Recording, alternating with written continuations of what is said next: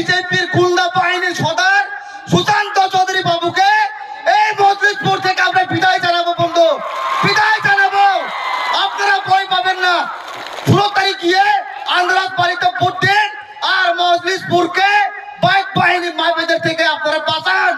এই মজলিসপুরকে আপনারা বাঁচান।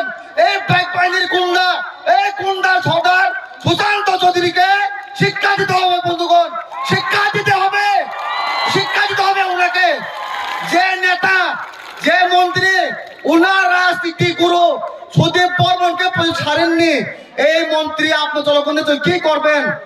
যে সুশান্ত চৌধুরীকে সুদীপ বর্মন রাস্তা থেকে তুলে ছেলের মতো তুলে এনে এত মানুষ করিয়েছেন, সেই সুশান্ত চৌধুরী সুদীপ বর্মনকে ছাড়েননি। আপনাদের জনগণ আপনি কি করবেন বন্ধু? ভয় পাবেন না। 16 তারিখ যাবেন আর গিয়ে আন্দ্রাস বাড়িতে ভোট দেবেন। যেমন মা দুর্গা অসুরকে বধ করেছিলেন, বুবাগরা মা দুর্গার রূপ নিয়ে এই বিজেপিকে ত্রিপুরা থেকে বিদায় জানাবেন বন্ধু।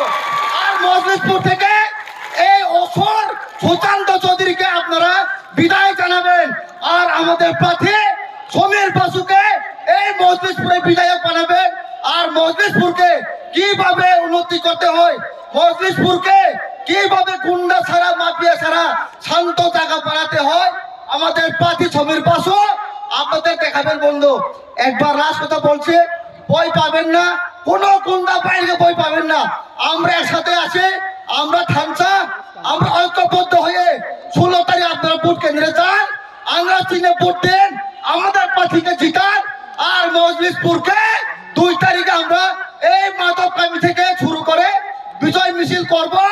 অসুরের মতো এই বিজেপিকে বিদায় জানাবো আমরা বন্ধু।